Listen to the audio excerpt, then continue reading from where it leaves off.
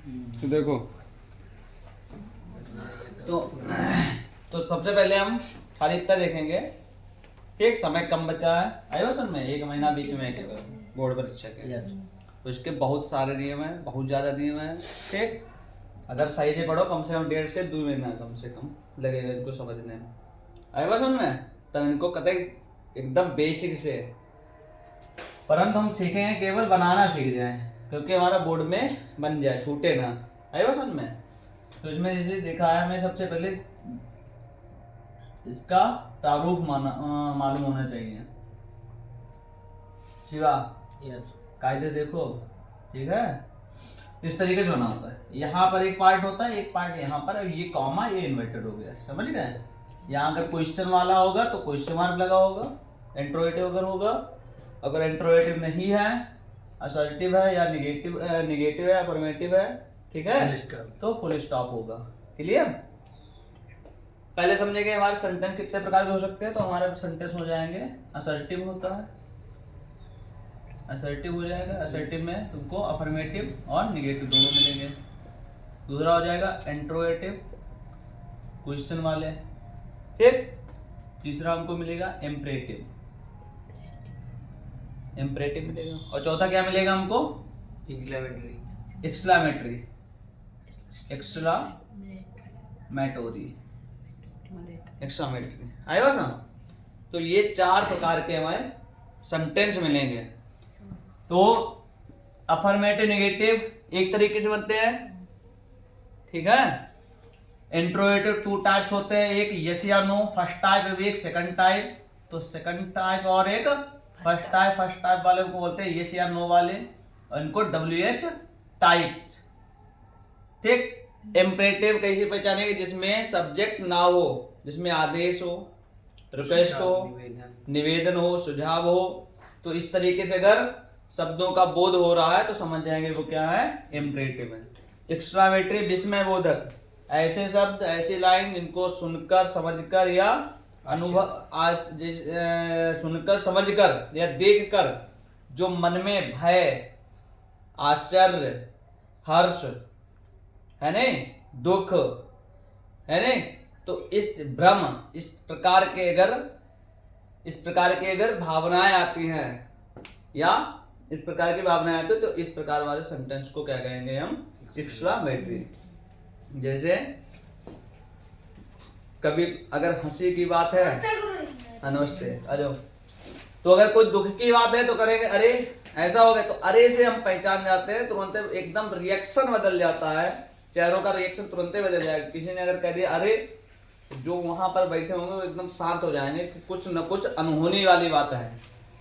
हाँ, अगर कोई ये कहने लगे अरे वाह, इसका मतलब तुम समझ जाओ किसी ने कुछ अच्छा कार्य कर दिया है, इसलिए ऐसा कह रहे हैं। आयो समझ में। अगर कोई पूछे कैसे, कैसे खाली पता चल जाएगा कुछ न कुछ घटना हुई है, तो ऐसे सेंटेंस को हम क्या कहेंगे, एक्सक्लामेटरी। आयो समझ में। तो सबसे पहले हमें इनको समझना होगा बनते कैसे हैं।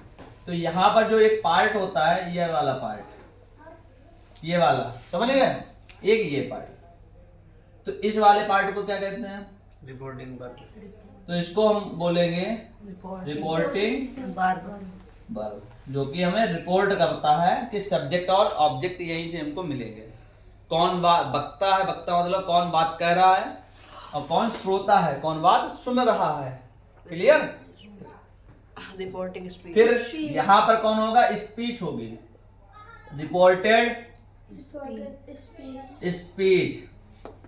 तो रिपोर्टेड स्पीच मतलब क्या सूचना पहुंचाई गई है, वक्ता ने श्रोता से कह दिया, अब क्या सूचना पहुंचाई गई वो यहाँ मिलेगी। आइए समझ में। तो हमें देखो हर जगह के नियम याद करने होंगे। यहाँ पर इन्वर्टेड कॉमा हो गया, ये ब्रेक हो गया, इससे पहचानेंगे ये इनडायरेक्ट है। अगर ये नहीं लगे हैं तो वो, सॉरी, अगर ये लगे हैं तो डायरेक्ट, अगर ये नहीं है तो इनडायरेक्ट। समझ गए।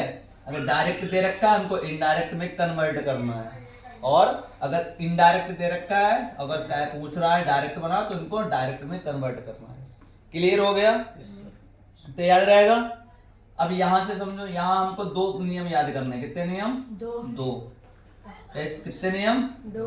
देखो इस तरीके से पढ़ोगे तो जल्दी सीख जाओगे, भूलोगे नहीं कभी।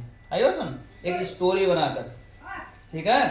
तो शुरुआत यहाँ से करते हैं। यहाँ पहले के इनको हमने बोला रिपोर्टिंग वर्ब, तो यहाँ हमको मिलेंगे वक्ता। वक्ता मतलब कहने वाला, और श्रोता का मतलब सुनने वाला। तो कहने और सुनने वाले दो लोग यहाँ मिलेंगे। तो यहाँ पर हमारे दो नियम हो गए। पहला नियम क्या होता है, दूसरा नियम क्या होता है। तो पहला नियम जो होता है पहला नियम किसको कहते हैं, पहला नियम यहाँ पर बनेगा प्रेजेंट टेंस। क्या लिखेंगे, यदि प्रेजेंट PRESENT प्रेजेंट या फ्यूचर। तो यदि कौन, यदि रिपोर्टिंग वर्ब किसमें हो, प्रेजेंट या फ्यूचर में हो, किसमें हो, यदि रिपोर्टिंग वर्ब प्रेजेंट और फ्यूचर में है, तो स्पीच वाला, स्पीच में टेंस, जो स्पीच में टेंस होगा वो नहीं चेंज होगा, नहीं बदलेगा, नो चेंज, नहीं बदलेगा। इसका मतलब no change, tense no change हो जाएगा, नहीं बदलेगा। क्लियर। दूसरा इसका नियम होता है, अब टेंस तुम्हारे तीन प्रकार के होते हैं, प्रेजेंट, पास्ट, फ्यूचर। तो दो लोग यहाँ आ गए, बचा होगा पास्ट है तो बचा होगा। यदि पास्ट में है, यदि पास्ट में है तो टेंस बदल जाएगा, टेंस बदल जाएगा। यहाँ पर नहीं बदलेगा, वहां पर टेंस बदल जाएगा। क्लियर हो गया। तो यहाँ से हमने दो चीजें सीखी हैं। रिपोर्टिव वर्ब से पहचानने के दो नियम। एक नियम, अगर प्रेजेंट और फ्यूचर में वर्ब दे रखे, रिपोर्टिव वर्ब जो है प्रेजेंट या फ्यूचर में है, तो सामने जो स्पीच होगी उसका टेंस हमें नहीं बदलना है, ज्यों का त्यों लिख देना है। क्लियर। और यदि ये पास्ट में दे रखा तो उसका टेंस बदलना पड़ेगा। क्लियर हो गया। फिर यहाँ पर के भी दो नियम, यहाँ पर भी हमको याद रखने हैं। यहाँ पर भी चेंजिंग होती है। कॉमा की यहाँ पर क्या क्या हो सकता है, एक तो दैट होता है, तो दैट याद कर लो। असर्टिव में, किसमें, अगर अफर्मेटिव है, निगेटिव है तो दैट रहेगा। तुमको चार बताए हैं, अफर्मेटिव है, निगेटिव है तो दैट रहेगा। अगर क्वेश्चन वाला है तो आस्केड नहीं, इफ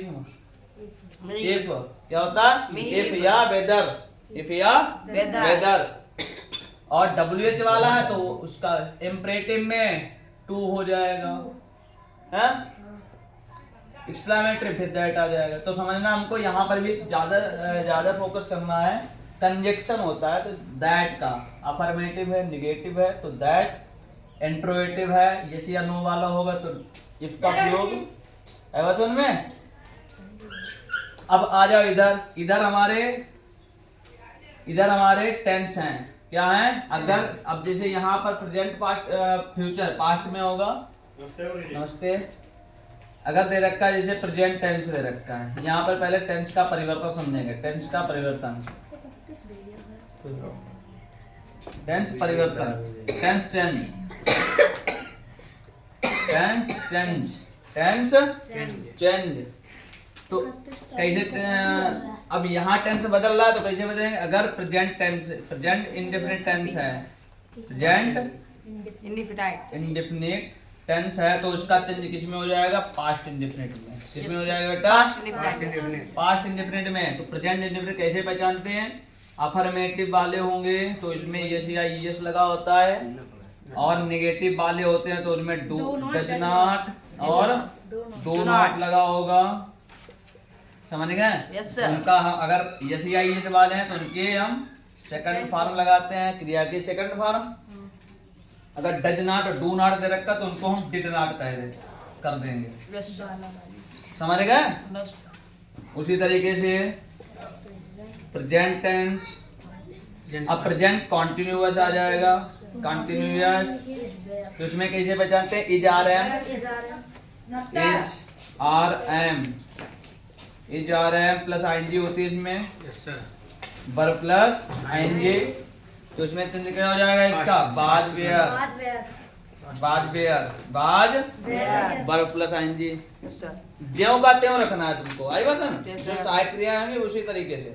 और जैसे इसमें क्या रखा, डू डज, सॉरी सहायक क्रिया नहीं, मुख्य क्रिया। मुख्य क्रिया अगर इसमें जो है मेन वर्ब आईएनजी के साथ है तो आईएनजी भी नहीं रखना है इसमें। Yes, sir. इसमें अफर्मेटिव में खाली क्या हो जाएंगे, सहायक नहीं आता, हेल्पिंग वर्ब बदल जाएंगे। Yes, sir. Does not, do not अगर है तो उसका डिड Did नॉट not. कर देंगे। इज, आर, एम कुछ भी बाज है, ठीक है, तो बाज बेर में। अब ये क्या होगा, बाज कब, जब एक वचन हो तो बाज, बहुवचन होगा तो बेयर। फिर तीसरा क्या होता है इसी तरीके परफेक्ट में, पास्ट परफेक्ट में हैज और हैव का प्रयोग होता है, इधर हेड उसका हेड हो जाएगा, खाली हेड। इसके बाद प्रेजेंट परफेक्ट कंटीन्यूअस में क्या होता है, हैज प्लस बीन, इसका हेड में आप लिख है प्लस बीन, तो क्या हो जाएगा, दोनों के साथ हेड में Head में. Head been. Yes, समझ sir. गए, Yes, sir. तो ये चेंजिंग हो जाएंगे। क्लियर, आएगा समझ में, याद रहेंगे इतने। Yes, sir. फिर क्या होता है, पर्सन होते हैं हमारे, पर्सन, First person, second. तो पर्सन भी देख लो यहाँ पर क्या होते हैं, पर्सन। अभी रुको, पर्सन, Yes, sir. इधर आओ, कैसे नहीं कर रहे हैं, पर्सन होते हैं, ये हो गए फर्स्ट, ये हो गए सेकंड, ये हो गए थर्ड।